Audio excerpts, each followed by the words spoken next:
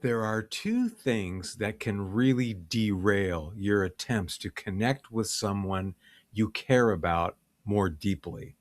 This applies to whether this is a marital situation, two friends, a group of people, parents and children. It doesn't matter. If you want to connect with someone more deeply, you have to avoid these two traps. And of course, they have to avoid them too. What am I talking about? I'm talking about fixing and converting. Here's what I mean. When we are trying to talk past level 2 of the 5 levels of communication, you may recall level 1 is just trite talk, just stating the obvious, elevator talk. Level 2, you may recall, is talking about things that are just data or information that we're moving around, swapping. They aren't really self-revealing discussions. But when we get into discussions where we're talking about how we think about things, our point of view, or how we feel about things, what makes us mad, sad, glad, or afraid, or even our most intimate communications where we tell our secrets, our prayers, our hopes, our desires, those kinds of things that we would only share with someone we deeply trusted. When we get into those levels 3, 4, and 5, we have to avoid fixing and converting the other or others. And here's what I mean by that. When we are sharing how we see things, we must not be told we are not seeing them as we should.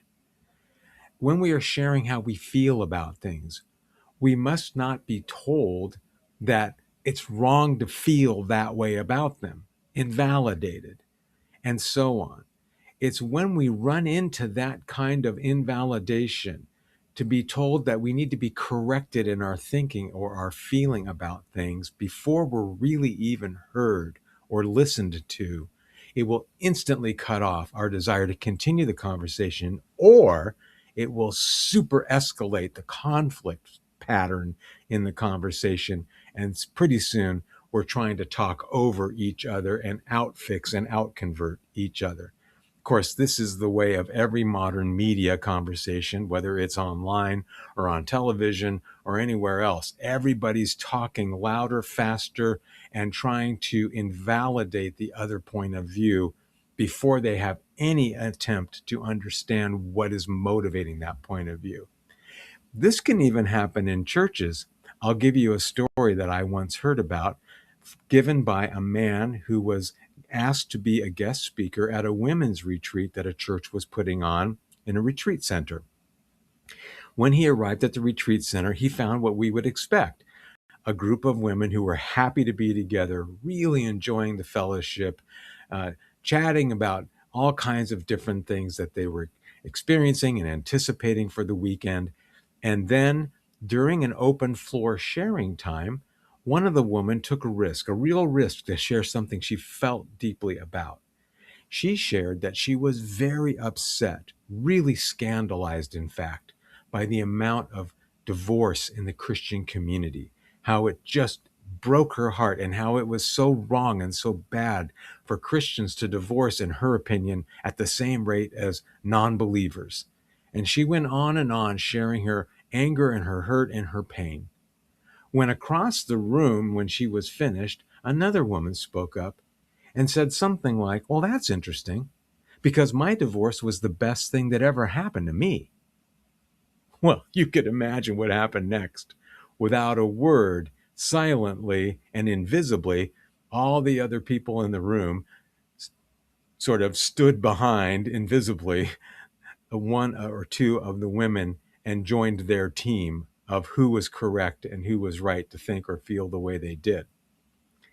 And so what would need to happen in a situation like that to avoid either a breakdown in connecting and communication or an escalation in conflict that led nowhere would be for the first woman to ask the second woman, really, what was true about your life that you would ever say your divorce was the best thing that ever happened to you? I need to know more. I need to understand your thought or your point.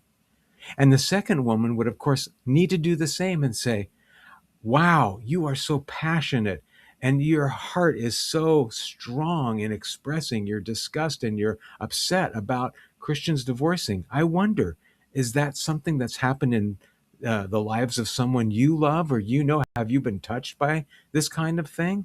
And so on. And so, with understanding and empathy and keeping the door of dialogue open, there can be an opportunity to really, really learn and grow and listen.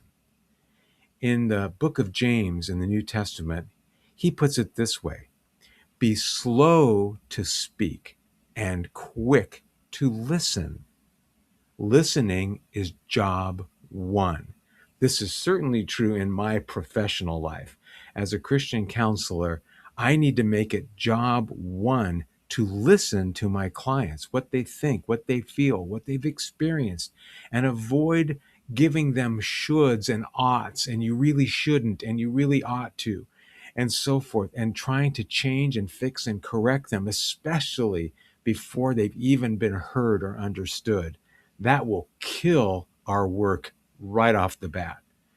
But if I can show empathy, even if I disagree, and I might, and certainly anytime two people share what they really think and feel about things, there's very likely going to be some kind of disagreement.